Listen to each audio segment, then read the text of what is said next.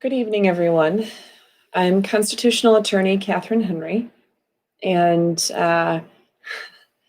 I'm going to try to do a very non-Catherine Henry style video and make it short because I'm hungry and my back condition is actually bothering me today. So sitting in this chair is a little challenging. Very smart woman on my team of dedicated volunteers said yesterday that she thought the people of Michigan could essentially use a pep talk, could benefit from hearing from me, some key reminders that can help people sort through what's going on right now. So to Rachel's credit, I think that's a good idea, and that's what today is all about, or right now this video is all about. So I'm gonna get some notes. I just got an email that I'm going live on YouTube. That's special. So I'm gonna get a couple of things up here to talk to you about, and you might want to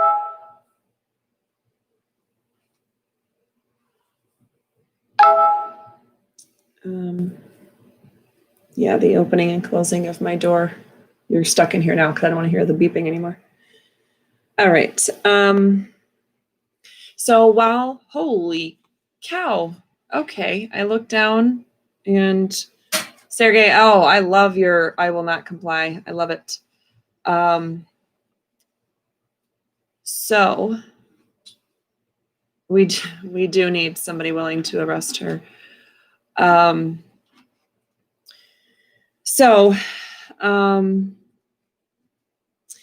right. While we're waiting, because, oh my gosh, that's insane. There's already 334 people on.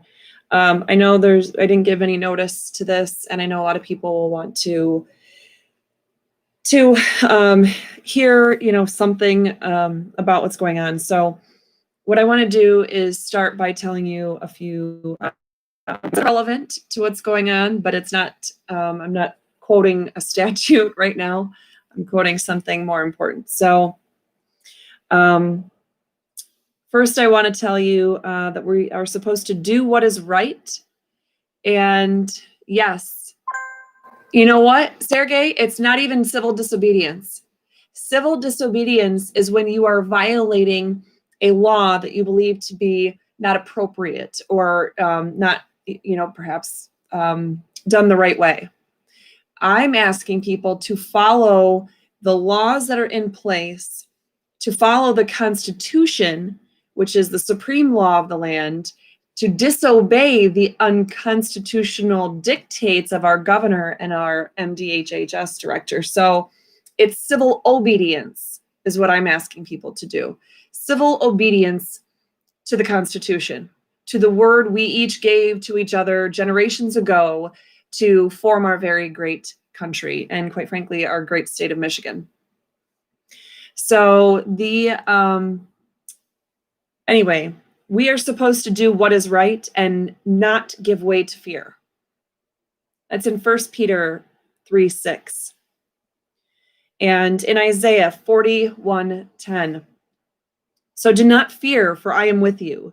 Do not be dismayed, for I am your God. I will strengthen you and help you. I will uphold you with my righteous right hand.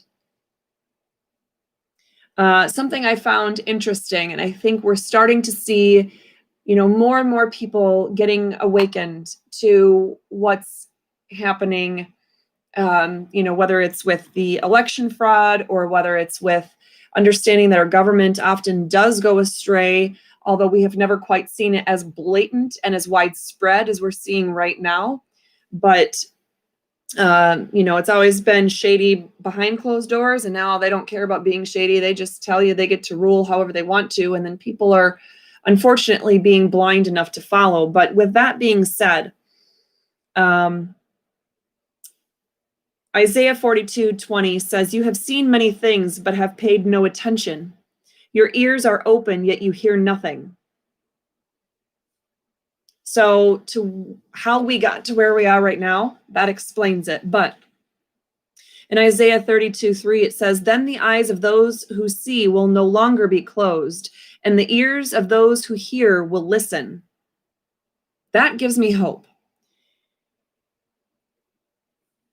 And even this, "The ruthless will vanish, the mockers will disappear, and all who have an eye for evil will be cut down. Those who with a word make someone out to be guilty, who ensnare the defender in court, and with false testimony deprive the innocent of justice." Isaiah 29:20, verses 20 through 21. So what is that saying? There's a lot of evil people out there right now.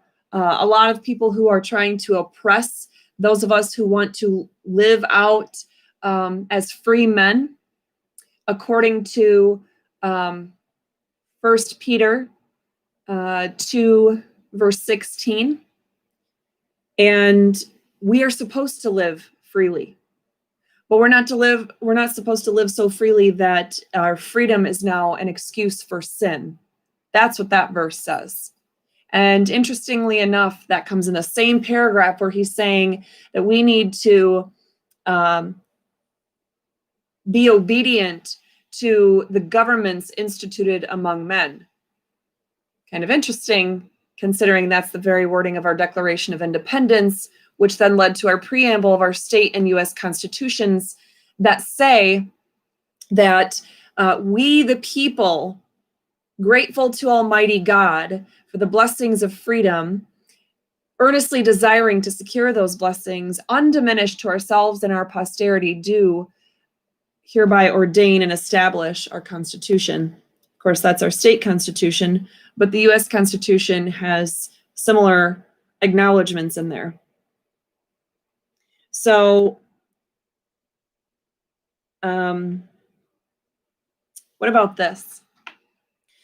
"Woe to those who make unjust laws, to those who issue oppressive decrees, to deprive the poor of their rights and withhold justice from the oppressed of my people, making widows their prey and robbing the fatherless." That's in Isaiah 10, verses 1 through 2. So in a book talking to a rebellious nation, right, in Isaiah, it says, "Learn to do right, seek justice, and correct or rebuke the oppressor." And even in Proverbs 31, verse 4 through 5, "It is not for kings to drink wine, nor the rulers to crave beer, lest they drink and forget what has been decreed, and deprive all the oppressed of their rights." I don't know if Whitmer's been drinking, or if our legislature, who's been sitting on their hind ends for the most part, and then invoking all kinds of new, regulations and laws to rule us with, stripping away our freedoms. I don't know if they've been drinking a little too much, but clearly they're not in the right state of mind when they're doing all these things outside of the context of the Constitution. And lastly, before I really take it home with the provisions I have behind me, "Speak up for those who cannot speak for themselves, for the rights of all who are destitute. Speak up and judge fairly. Defend the rights of the poor and the needy." And that's in Proverbs 31, verses 8 through 9. So just as a reminder, most of you who know me by now, you've heard me say this before, but I'm not special. I'm not any more special than you are. I'm just as special and unique as God made every single one of us in our own way. But and I am an attorney, but this is not a government of attorneys. This is not a government of politicians. This is not a government of lobbyists and special interest groups. This is a government of the people, by the people, for the people. So no matter what new order comes out, quite frankly, no matter what law gets passed, even in the proper channels, if it violates the Constitution, the state or federal Constitution, it's null and void. It's as though it never even existed in the first place. So keep that in mind. So we'll talk about the specifics here in a second, but keep that in mind. It does not matter what law is passed, what order is decreed from the governor or from the MDHHS director or, anybody. What matters is that the Constitution is the law of the land. And if the Constitution is violated by those very dictates, orders, laws, they're as though they didn't even exist in the first place. They're void. So remember that.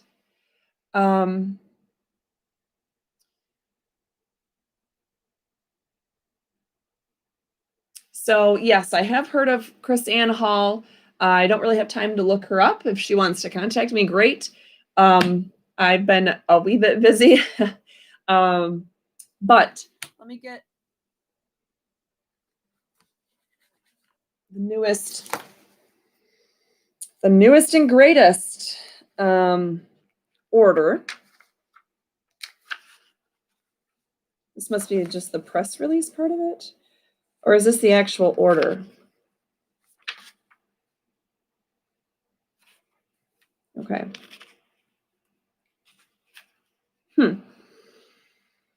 Interesting. Okay. What day did this order actually come out, Mike? I want to make sure that this is what you printed, but it's, the 15th. Okay, so I'm talking about the order that was issued on November 15th. What? I'm talking about the order that was issued on November 15th by the MDHHS director. And it goes into effect after midnight tonight. And it's supposedly in effect until December 8th. So let's see here.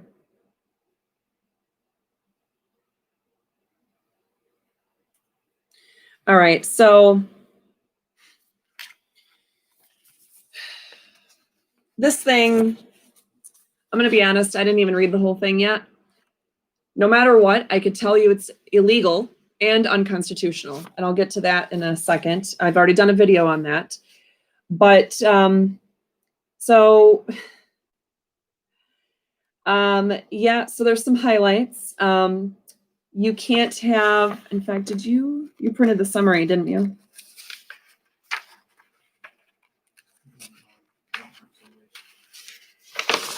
You did.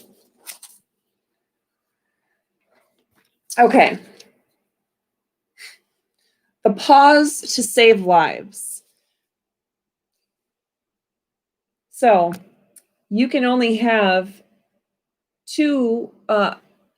people in your house that belong to two different households, supposedly, according to this order. You can be outside only if it's less than 25 people that are gathered. Outside where there's fresh air and, in the outside that God created. Retail stores are open. Some schools are open. Childcare is open. Public transit, healthcare, funerals only up to 25 people. Parks and outdoor recreation. Professional sports without spectators are open, but organized sports and group fitness classes are not open. Why? Well, clearly, COVID doesn't spread amongst professional athletes like it does with high school sports or, at the YMCA or your local gym. So I hope you recognize my sarcasm when I use it. But in other words, that would be a clear example of a equal protection violation that is prohibited in the U.S. and Michigan constitutions. Restaurants and bars are only allowed to do outdoor dining in Michigan in the middle of November. or takeout or delivery. And gyms and pools are allowed to be used for individual exercise only because group fitness classes kill people. So please make sure that you are exercising by yourself, which if you're like me and you have, no rhythm and, you have stuff that might hang out in all kinds of places that you don't want people to see, that is actually, you could say thank you to Governor Whitmer and her little buddy, her sidekick, Robert Gordon here. Hair salons, barbershops, and other personal services, luckily, get to remain open. But high schools are prohibited from in-person learning. Colleges and universities are prohibited from in-person learning. Workplaces are prohibited from being open when work can be done from home. Bowling centers, ice skating rinks, and indoor water parks. Yeah, you guys got like 2-3 months to be open all year. There you go. Bingo halls, casinos, and arcades are closed. Theaters, movie theaters, stadiums, arenas are closed. All kinds of good, fun stuff.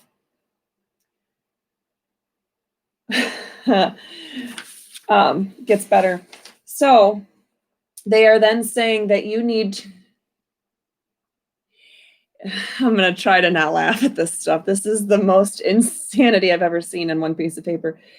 Pick only one other household to see over the next 3 weeks. Even better, form a consistent social pod. Yeah. Choose a household that is also being careful. Limit duration indoors. The longer the visit, the greater the risk. You need to wear a mask. Only take it off when you eat or drink and then put it right back on. Stay 6 feet apart. Keep your voices down and avoid shouting or cheering because then you get the COVID. And do not share utensils.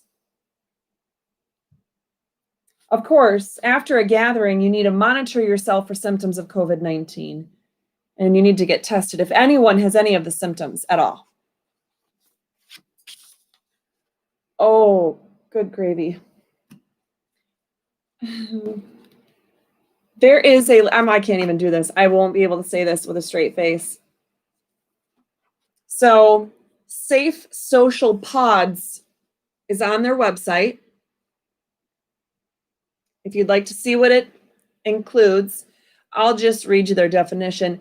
A social pod is a core group of friends or family who agree to limit their in-person social activities to only each other and practice physical distancing with anyone outside of the group.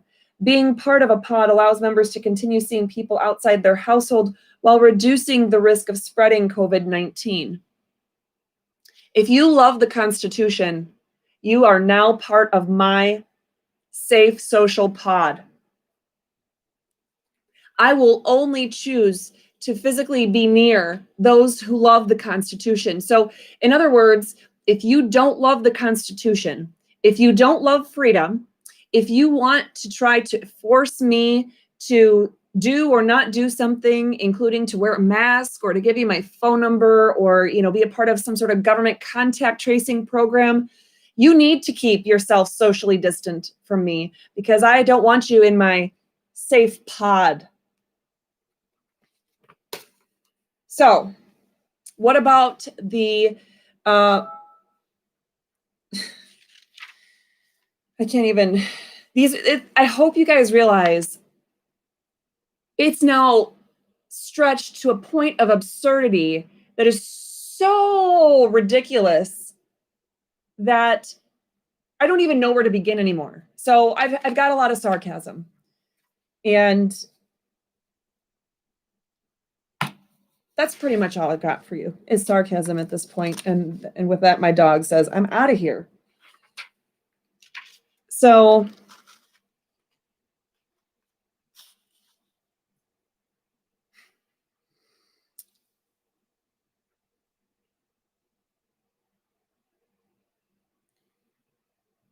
oh boy. So, as with the last order, all children 2 years and older who are on any kind of school bus or organized, whatever collection of children, they have to wear a mask on a bus because that's not unsafe. Children 4 years and older, when they are indoor hallways or in indoor common areas, they're supposed to wear a mask because it's normal for a 4-year-old child to have to be forced to have a contaminated mask, which will by definition be contaminated if you're putting it on a 4-year-old child, to be able to breathe through that while in a public building. And children 5 years and older have to wear a mask when in their classrooms, homes, cabins, or similar indoor settings. Does that actually say homes?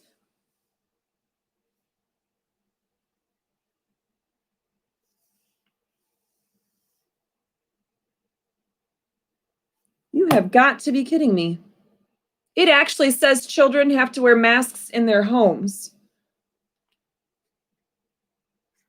Children must wear face masks as indicated below. All children 5 years and older when in classrooms, homes, cabins, or other similar settings.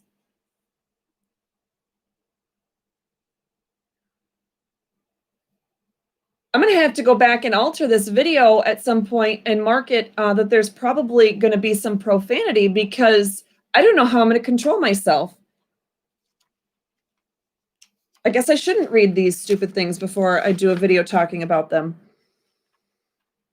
Oh my gosh. So we do still have, how cute. We do still have the exemptions, right, to the face mask requirement, paragraph 8 of this newest order.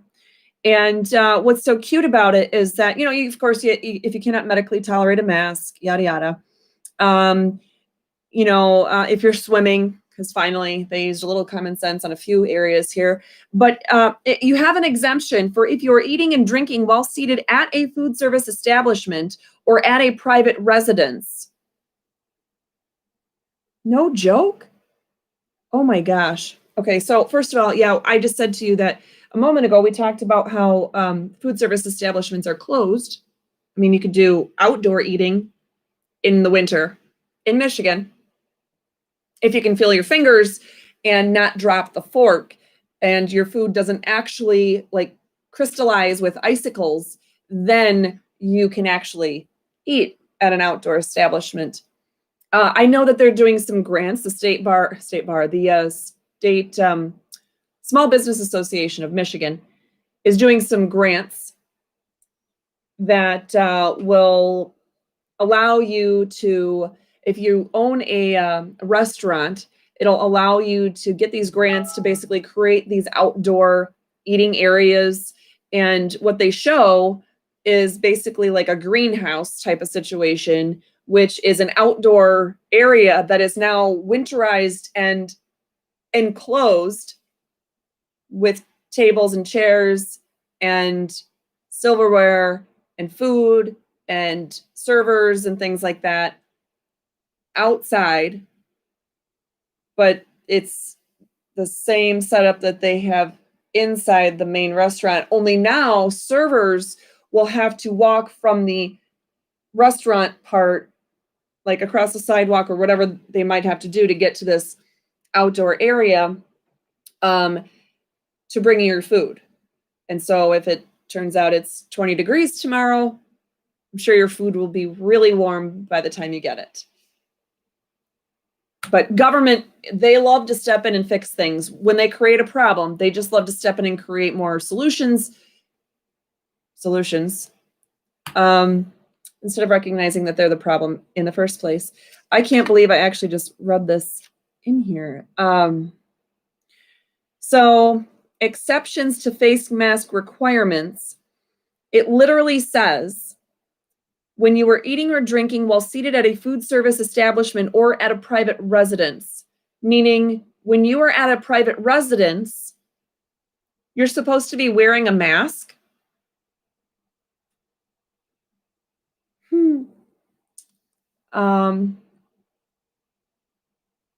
I do not know anything about the chiropractor's lawsuit, unfortunately.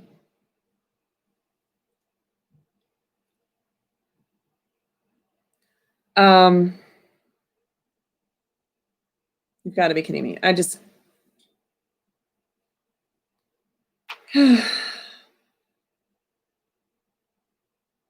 So if you're engaging in a religious service, if you're giving a speech for a broadcast or to an audience, yeah, you don't have to wear a mask. Okay, swell.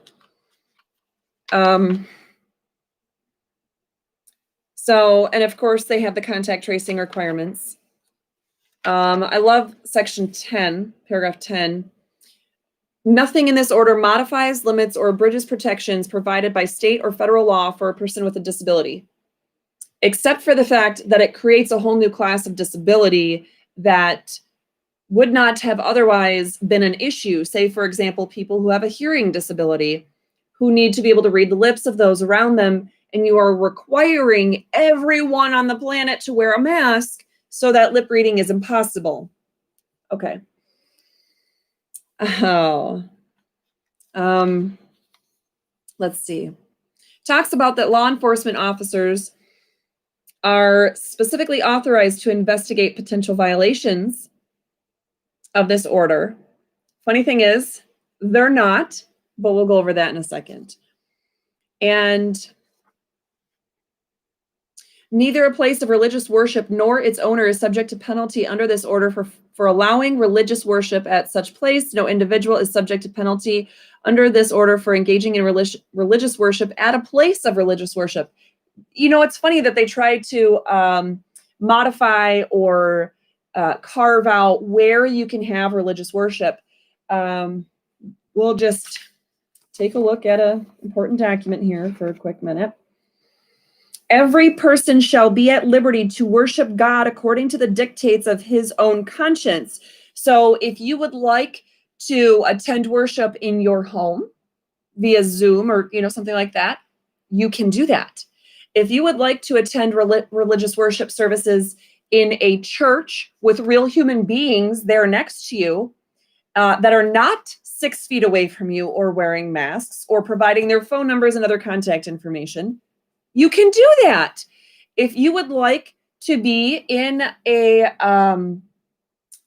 other building, inside or outside, how about this? Be in any place on the planet, inside or outside, where you are gathering with other people and you are worshiping God according to the dictates of your own conscience, the government can't stop you. So it doesn't just have to be at a place of religious worship, because quite frankly, wherever you are religiously worshiping is a place of religious worship. So don't worry about that.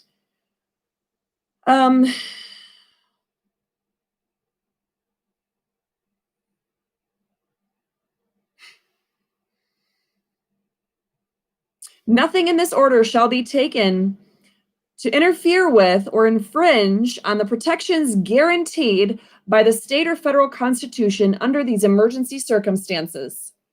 I love that they have that, what is the word I'm looking for? It's like a phrase that's trying to describe the tiny bits of freedoms that you get to keep. The funny thing is, the protections guaranteed by state or federal constitutions under these emergency circumstances, do you know which ones those are? Anybody? Anybody? Well, that's not true, Mike. The protections guaranteed by state or federal constitutions under these emergency circumstances. Thank you, Amber. Thank you, Peggy. All of them.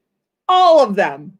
There is literally zero, not a one, exception in the Constitution for, okay, you get to exercise your personal liberties except when things get scary, or except when there's a pandemic, or except, quite frankly, in any other situation. There's no exceptions except in areas where it actually spells out. So, for example, public safety.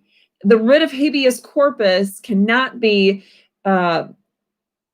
suspended except in cases, I believe in war, it says, when the public safety requires it. That's it.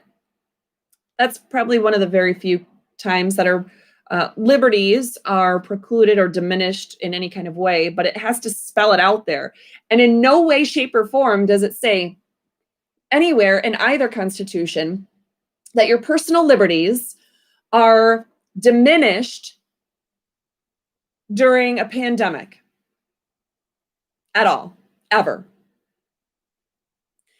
So, I'm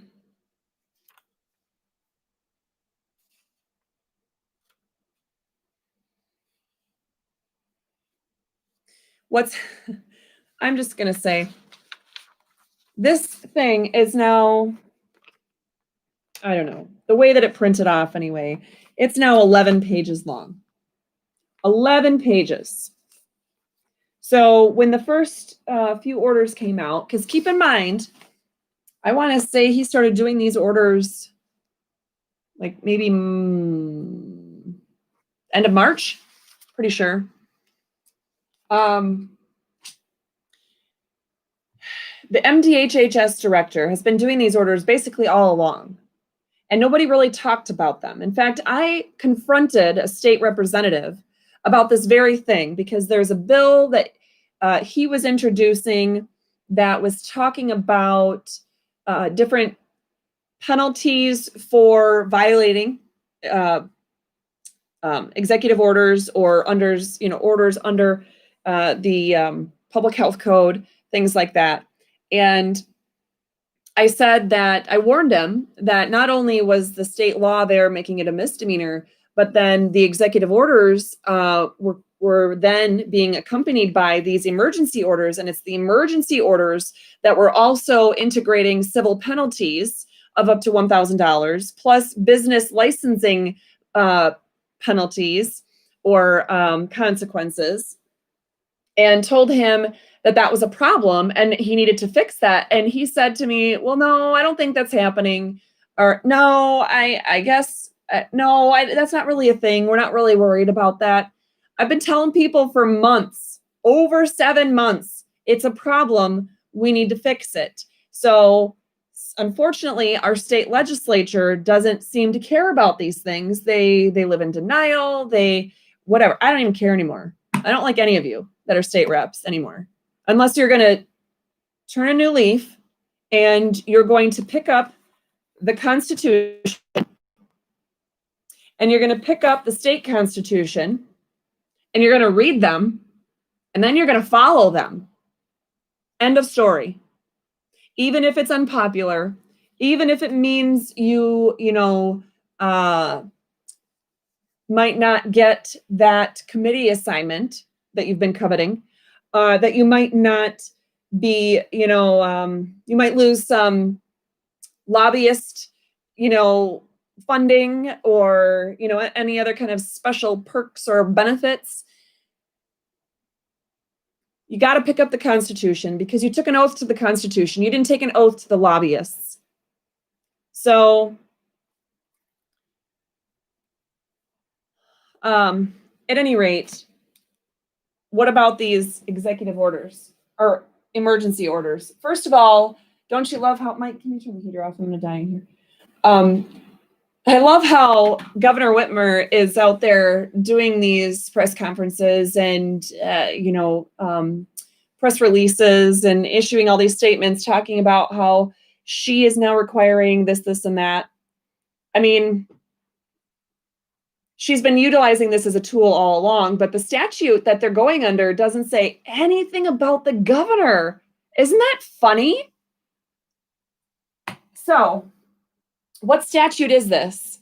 Well, guess what? I'm going to just give you the brief overview, and then I want you to find the video. Maybe Mike can find the video and tape it. Copy and paste it into the comments for people. So there is a video that I've done, I want to say it's a month and a half ago, and it talks about these emergency orders, what they're based on, what they're not based on, and whether they're legal or constitutional. The answer is no, they're not. But I go into detail about that. So this is what I had that day.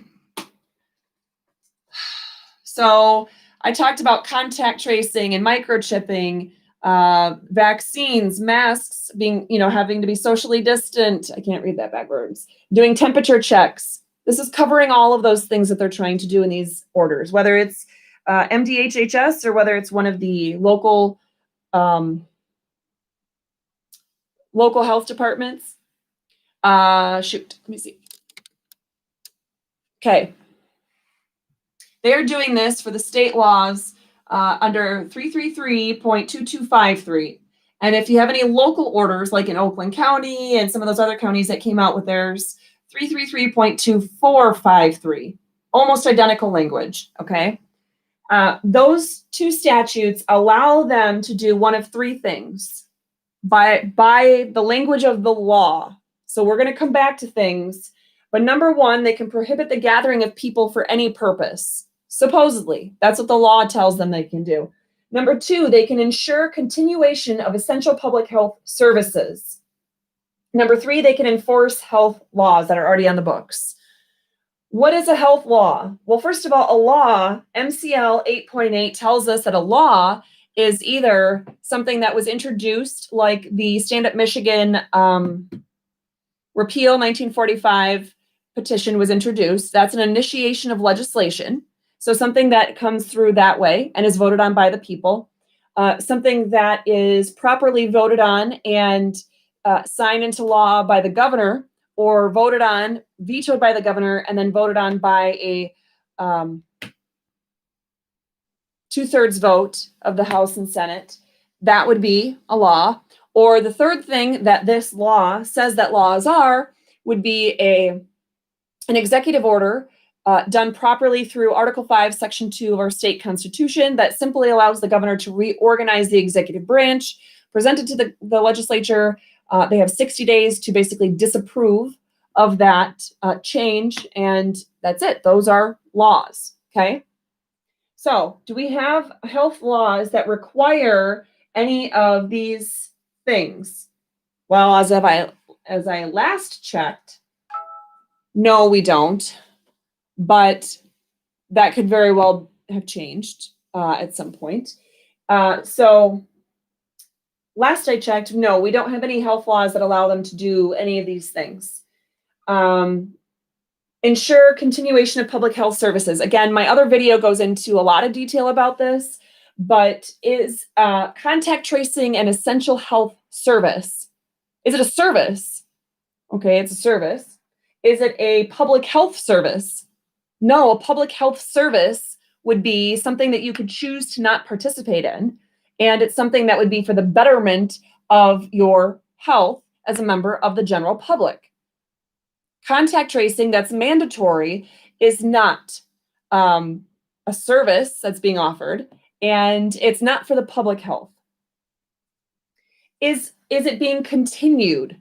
Well, before this COVID situation happened, it's not a service that was already being offered. It's something that they just instituted under these, under the guise of these executive orders and emergency orders. So it's not even being continued. So we're not even following the very plain language of the statute. And again, we're just ensuring continuation of essential public health services. Now, what is really meant by that? Well, these laws were initially enacted after the 1918 Spanish flu pandemic. And so what do they want to have happen? Well, if we are going to have any kind of essential public health services, so let's say we have pregnancy tests or STD tests or mammograms or annual physicals for people that have, lower income and wouldn't otherwise get that. Well child checks, at different stages of your child's development. Things like that. Those would be deemed public health services that have already been going on that very well would need to continue during a time where people, where the government is basically otherwise shutting things down, or, where our whole, whatever, where things are shutting down, the whole concept of this law is so that we can make sure, if we have mental health services, those are essential public health services, anger management groups, parenting classes for people who are going through a child protection case, anything that's like that are affecting the lives of people that way. The offerings that people can choose not to take if they don't want to, but they can choose to partake in it if they do want to. That would be ensuring the continuation of essential public health services. So what about the prohibiting gathering? Well, we got a lot of provisions that talk about that. Let's see, where do I have that? Somewhere in here.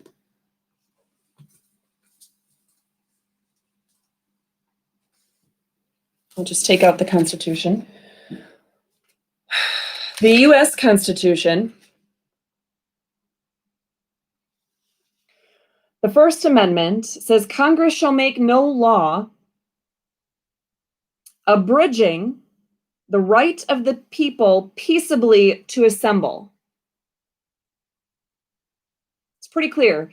No law abridging. You cannot abridge the right of the people to peaceably assemble. Also, the Ninth Amendment to the U.S. Constitution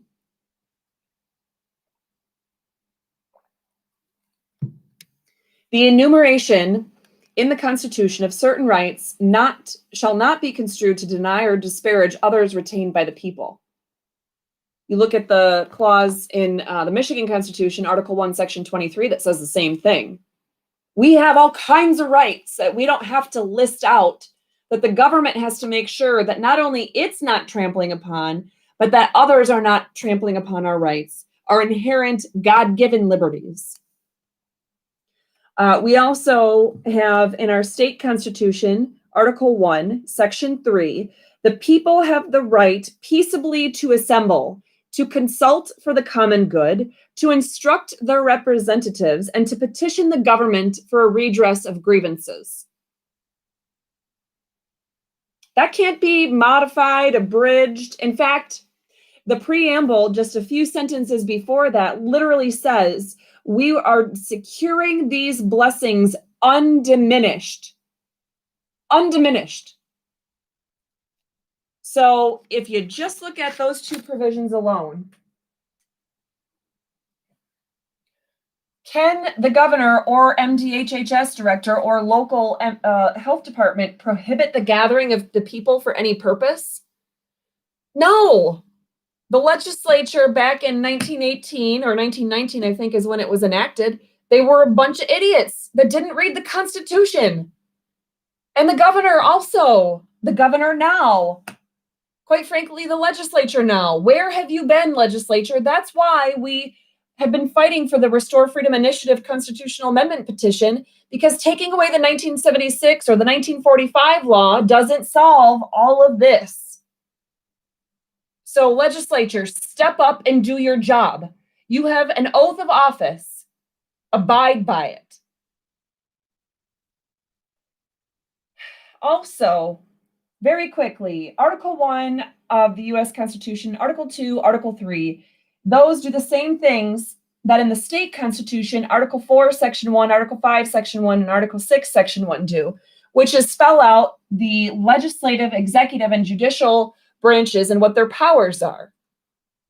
And nowhere in the executive branch are they allowed to make laws to regulate the people at all. They're not allowed to set policy.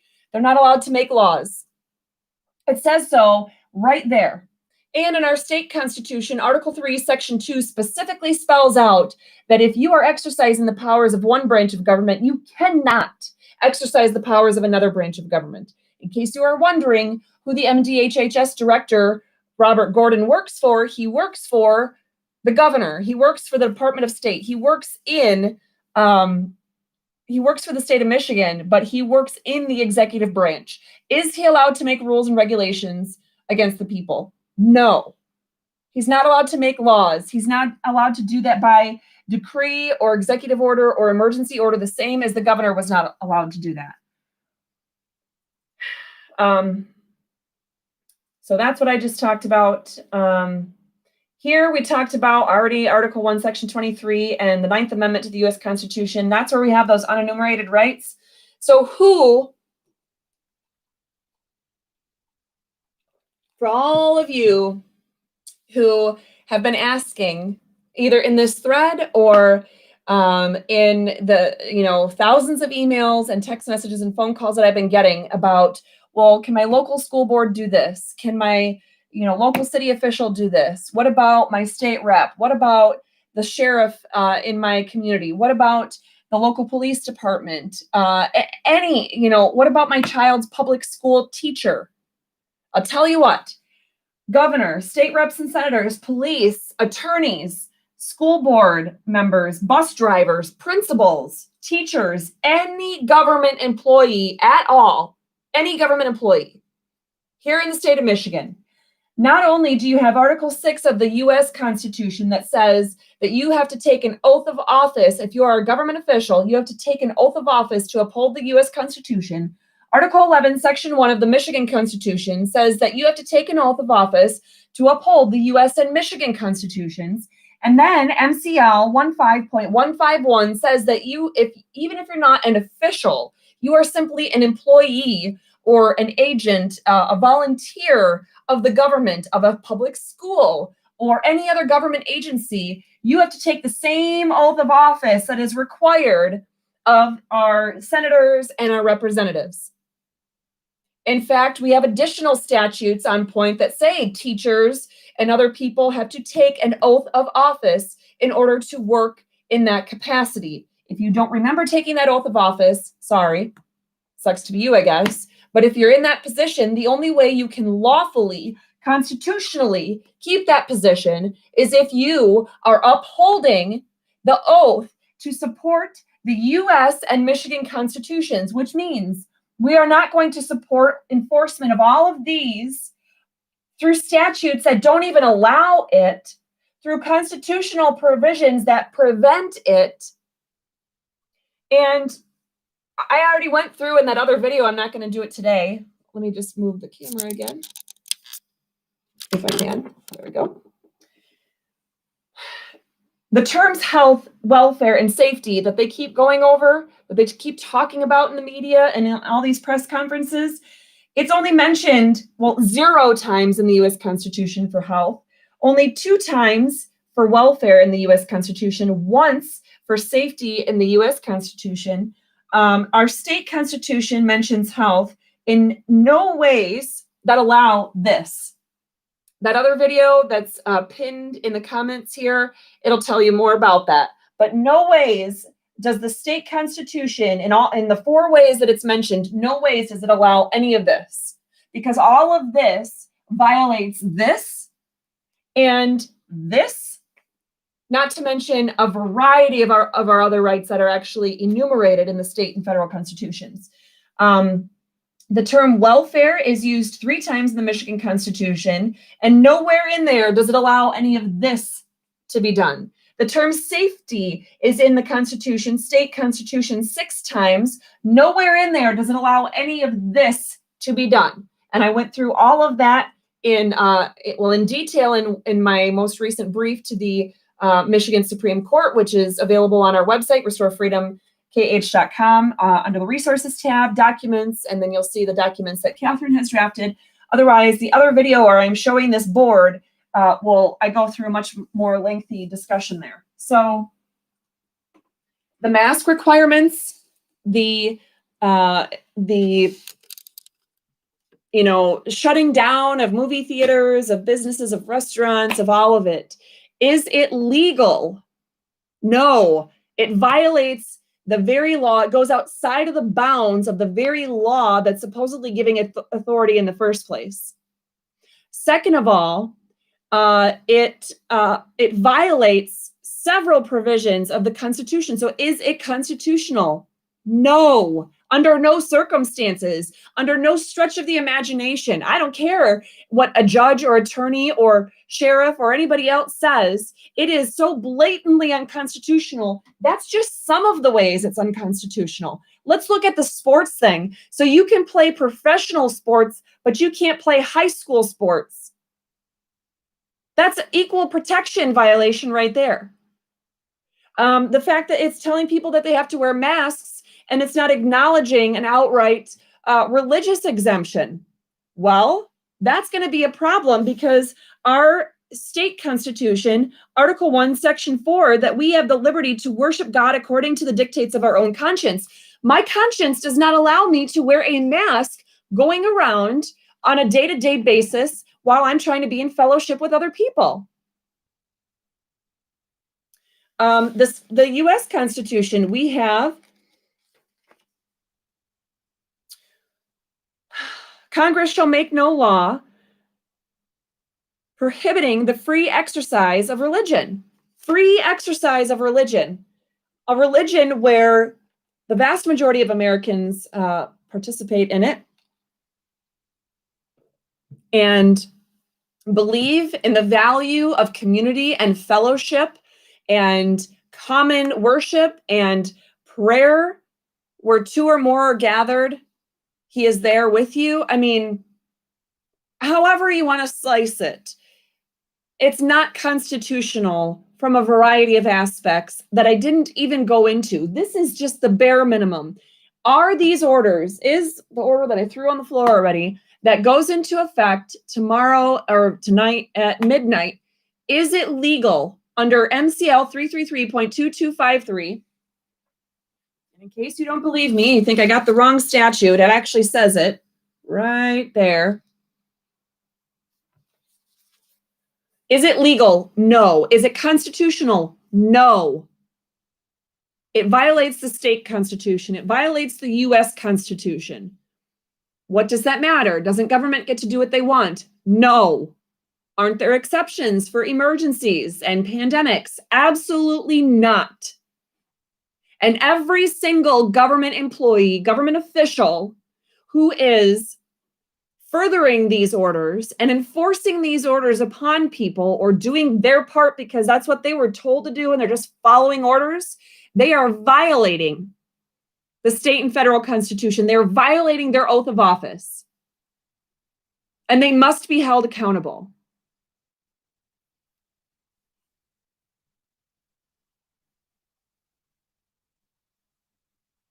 So I am working on some additional ways to keep you guys educated and informed and in the moment be able to look up a variety of constitutional provisions, because this is not a government of attorneys or of politicians. It's a government of the people, you. So unfortunately, this is the only kind of pocket constitution that's been available. So we've been selling at cost to us, just passing them along at whatever it costs us to get them and mail them back out to people, the copies of the U.S. Constitution. And we still have quite a few on hand, but we can't get copies of the Michigan Constitution in vast, in massive quantities. And I tried to buy them online, and you can't get them for any cheaper than $10 a piece. And they're still kind of big and bulky. We're working on a fix to that. We're also working on a special app and an audio book and a variety of other things that can help with all of this to empower you in the moment and be able to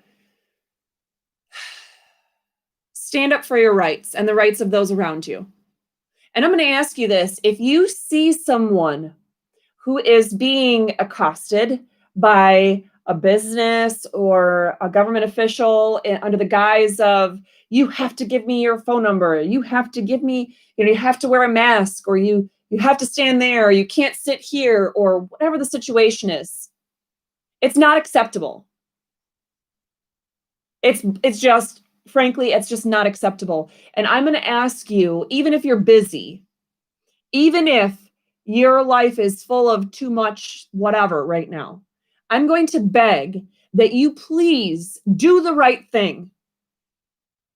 Those verses I read at the beginning of this video, I read them for a reason. You need to do the right thing. Help your fellow citizen. Stand up for their rights.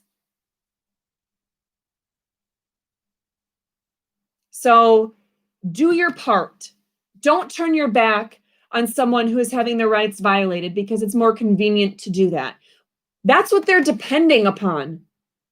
They're depending on people to turn on their neighbor, to turn on one another, and not band together to fight against this. I don't care if you're a Democrat or a Republican, a Libertarian, an Independent, part of the Green Party, or the Tea Party. I couldn't care less. It's your job as a decent human being, as a member of the greater community here in the state of Michigan, and as a citizen of the United States, to follow the Constitution and to enforce that upon your government and any person or private business or entity that is acting as an arm of the government trying to enforce this garbage. Yeah, I didn't pull it off. My husband was right.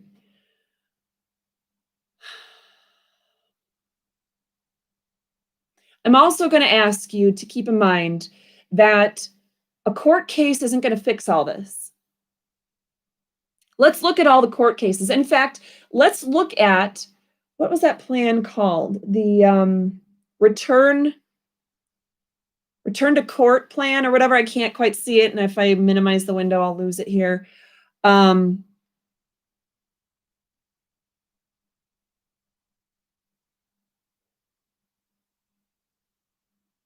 So here's the deal. Let's look at what our state Supreme Court has put out as a dictate or order to all of the local courts, the circuit courts, the district courts, the probate courts.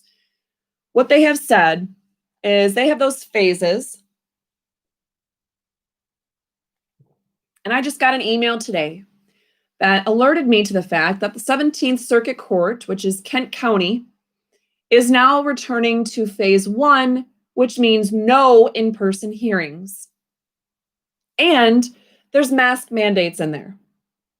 Isn't that great? And social distancing. And limits on apparently talking to clients, it says at one point in there. It wasn't really clear who they were talking to, but limits on client contact and contact with probationers too. So that's an interesting theory. That's what our state Supreme Court thought was appropriate. Even though it's fundamental in our society that you have access to the judicial system. In fact, a case that I was in the middle of reading tonight was talking about the very fact that cases at times, the U.S. Supreme Court has limited First Amendment rights to, petition or do picketing or whatnot.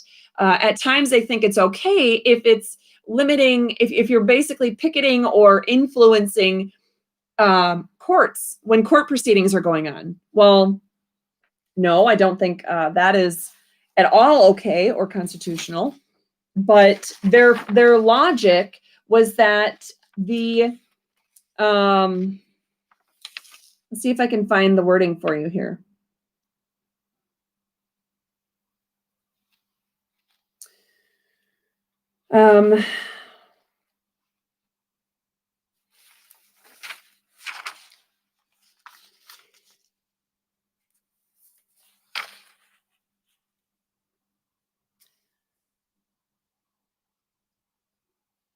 They said, for example, in a case that Louisiana has the right to construe its statutes to prevent parading and picketing from unduly influencing the administration of justice at any point or time in its process, regardless of whether the motives of the demonstrators are good or bad.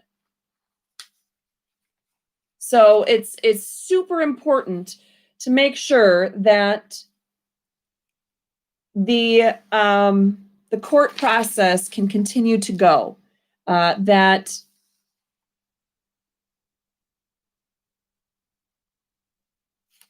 they will strike down or infringe upon free speech because protecting the right to have unbiased court proceedings is so fundamental to our very system of government, which they call a democracy in this court case, but it's a constitutional republic. We won't go there. So they said that since we are committed to a government of laws and not of men, it is of the utmost importance that the administration of justice be absolutely fair and orderly, and that the Supreme Court has already recognized that the unhindered and untrammeled functioning of our courts is part of the very foundation of our constitutional democracy. I'm quoting, don't blame me. So that's been around for quite some time. But yet, a county like Kent County is now closing its doors to in-person hearings and not allowing people to truly confront their accusers and denying people access, true access in these proceedings unless they wait for whenever the pandemic to be over, I guess, even though it's the flu and it's going to be here to stay.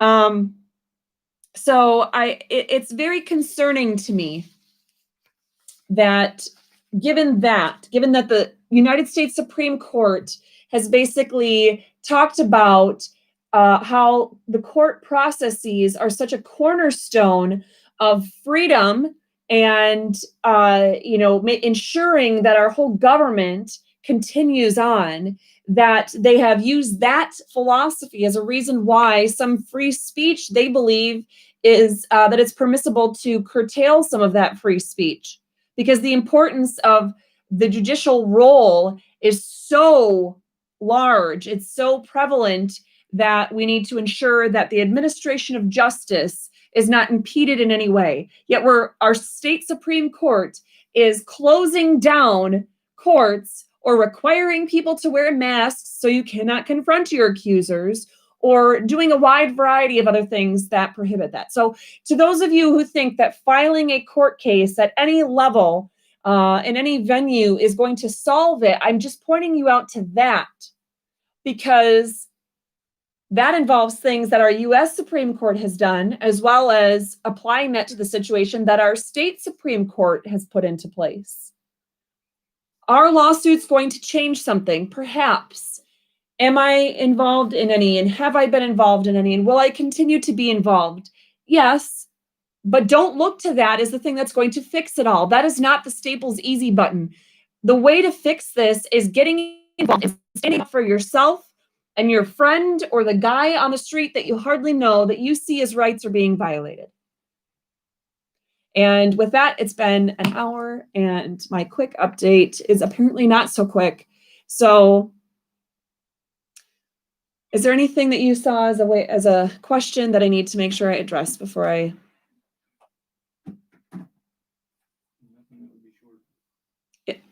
I didn't ask about short. Is there anything that was an important question you feel like I didn't already address? At some point, you're going to want to address the restaurant owner's lawsuit, and if you plan on doing an amicus brief in that, and the impeachment of Whitmer. Okay. Should Whitmer be impeached? Yes, Whitmer needs to be impeached. The Secretary of State should also be impeached. The Director of the Department of Health and Human Services is a government official who is appointed, and he must also be impeached. All of them can be impeached in the same proceedings under our state constitution. And the legislature, somebody in the House of Representatives can bring forth that. It only takes 56 out of 110 state reps to essentially move it on from the House over to the Senate. And it would only take 4 Democrats to cross party lines to bring about a conviction for all of the offenses where we've just barely begun to touch on.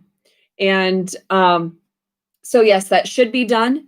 I applaud those who brought forth and support those people who are serving in our state legislature right now, who are supporting and pushing forth the impeachment proceedings.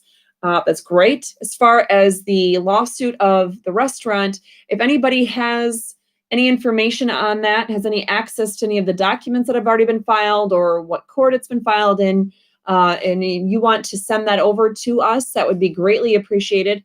Lori might kill me, but if you could send that to restorefreedomevents@gmail.com, that would be fabulous, because I'm actually working on a brief right now on a different case, and I don't want to miss, have stuff stacking up in my inbox that I'm not getting to, but then she can help me sort that out and get to that. So hopefully,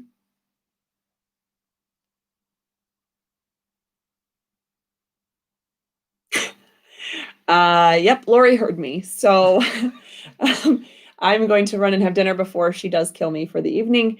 And I thank you all for being a part of this, for staying educated, staying involved, and make sure you are holding your government officials, hold their feet to the fire. Keep them on the hook for the oath of office, which they undertook.